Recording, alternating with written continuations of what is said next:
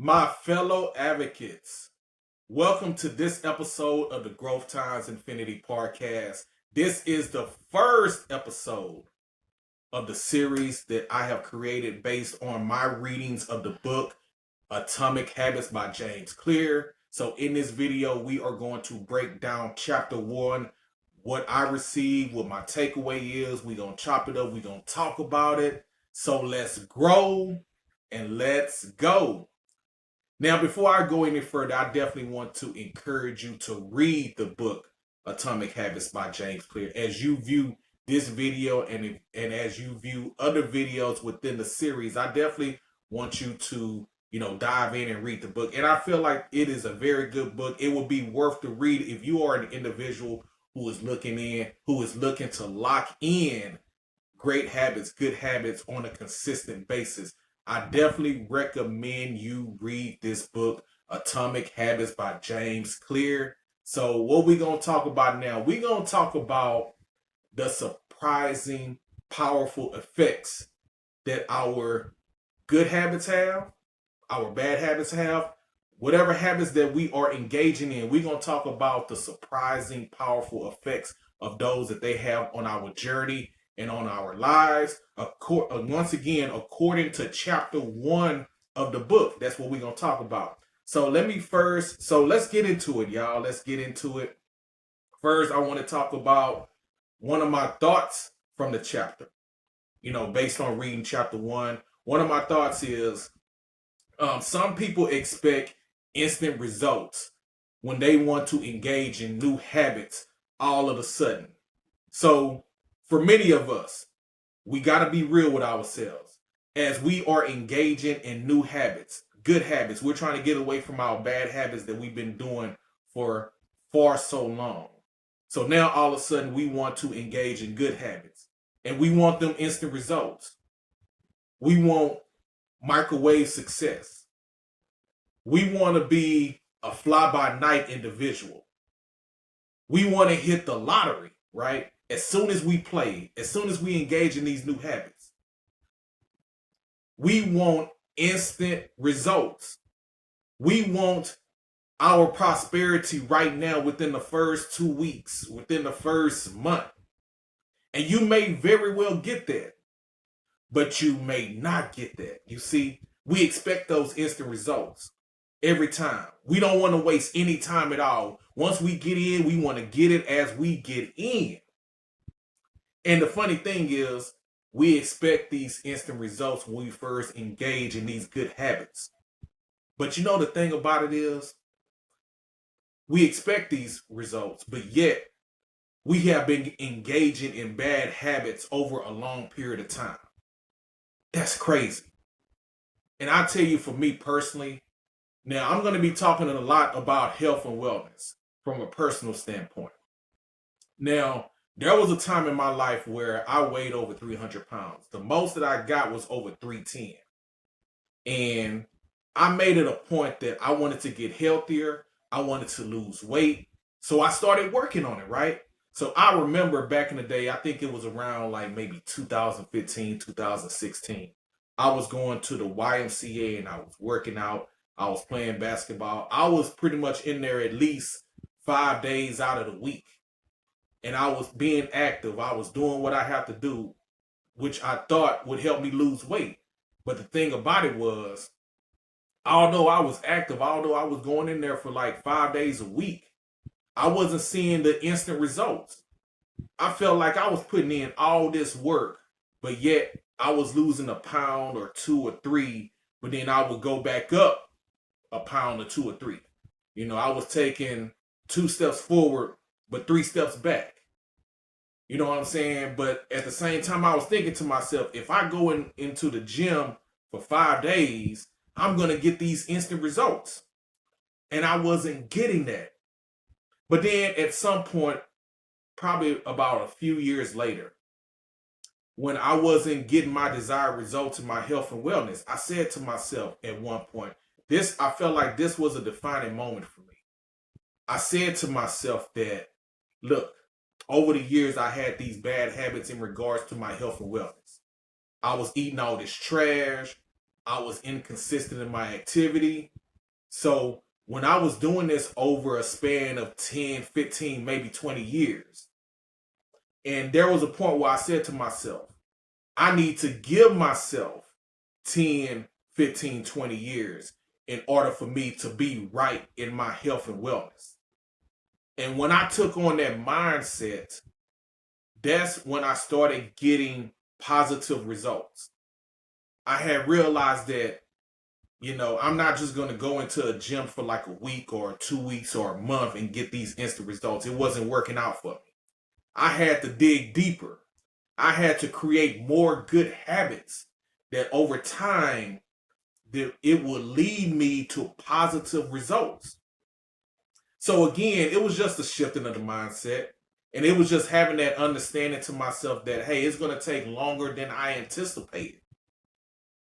So yeah, that was one thought from chapter 1 of the Atomic Habits. People want these instant results. They want their money and they need it now. And people, they think they can get instant results because they seen someone else appear to have gotten instant results. And in some cases that it may be true, but then it may necessarily not be true, right? So that's something I want you to think about. Be in it for the long haul. And I want to share with you my favorite quote from chapter 1. And that quote is, habits are the compound interest of self-improvement. Now, for me, that really resonated with me because the key words in that particular quote wasn't habits, it wasn't self-improvement, but it was compound interest. And that particular word resonated with me because along with reading the book, along with reading chapter 1 and coming across that term compound interest, that word has been placed in my spirit from multiple sources. Not only the book, but there was a couple of podcasts that I would listen to, and they mentioned compound interest in regards to personal development. Now, if you're familiar with the financial industry, if you're in finances, if you're into finances, you have an idea of how compound interest works. Allowing your money to grow in a space over a period of time. Whether it's putting into your 401k or a Roth IRA or investing it or whatever the case may be. Compound interest. Some of you may be familiar with that and how it works with finances.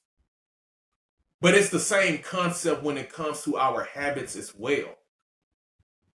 Developing good habits. Having that idea of what you need to do in order for you to get to success and prosperity. That you have to engage in good habits.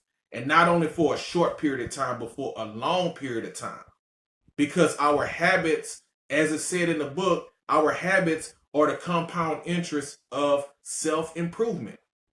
So as you're engaging in good habits over time, eventually your good habits will show because they have compounded over the years. Because the effects of your habits multiply as you repeat them. If you think about it, if you look at somebody over the years, when, the value of your habits, whether good, bad, or indifferent, they will become apparent because what you do in the dark will come to the light. What you're doing when no one or very few people are watching is going to be a telltale sign later on because our habits are the compound interest of our self-improvement. So if you've been engaging in good habits over time, it's going to show in your work. It's going to show in the way that you speak. So that's something I want you to think about. Again, that was one of my favorite quotes from chapter 1. Habits are the compound interest of self-improvement.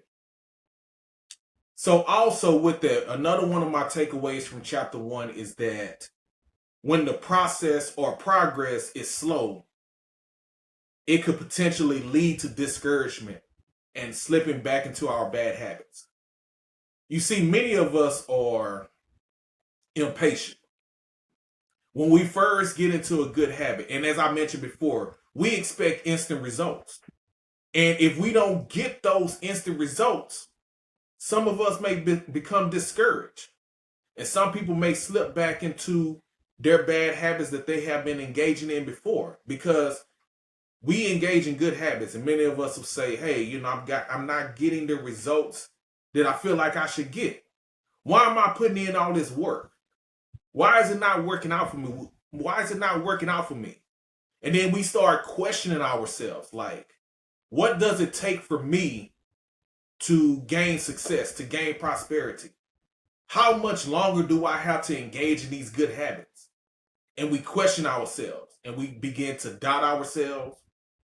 We begin to become discouraged. And unfortunately for some people, they quit engaging in those good habits because they don't see any use for it. They feel like it's not going to work out for them. Unfortunately, that happens to some of us. When it goes slow, when we don't get those instant results, it could potentially lead to discouragement and us getting back into our bad habits. One of the other takeaways from the chapter was I came across this term called lagging measure of your habits.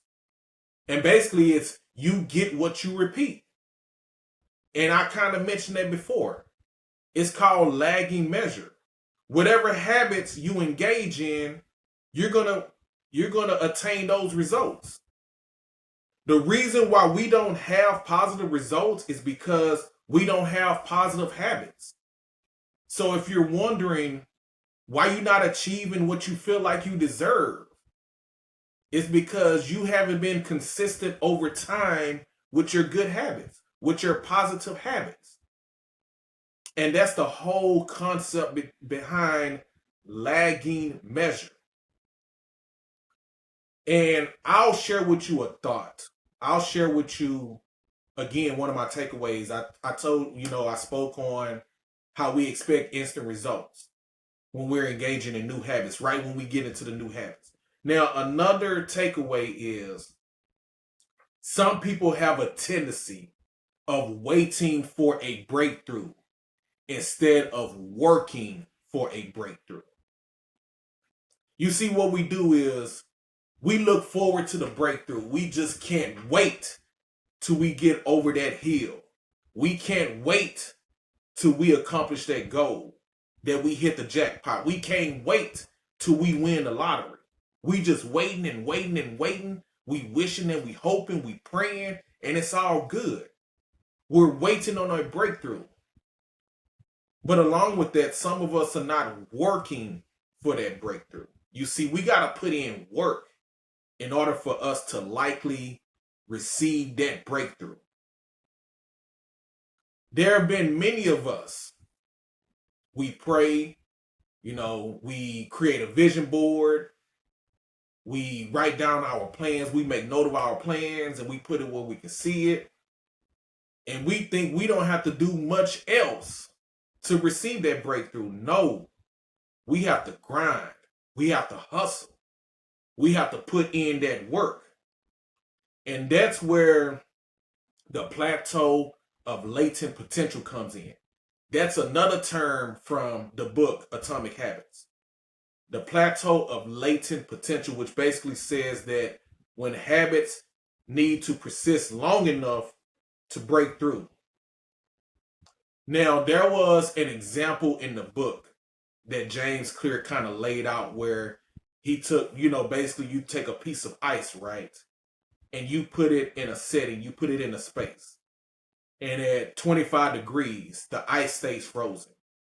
And as you're raising up the temperature, the ice doesn't melt, right? So you go from 25 to 26 to 27, 28, and you keep going up little by little, and that ice does not melt.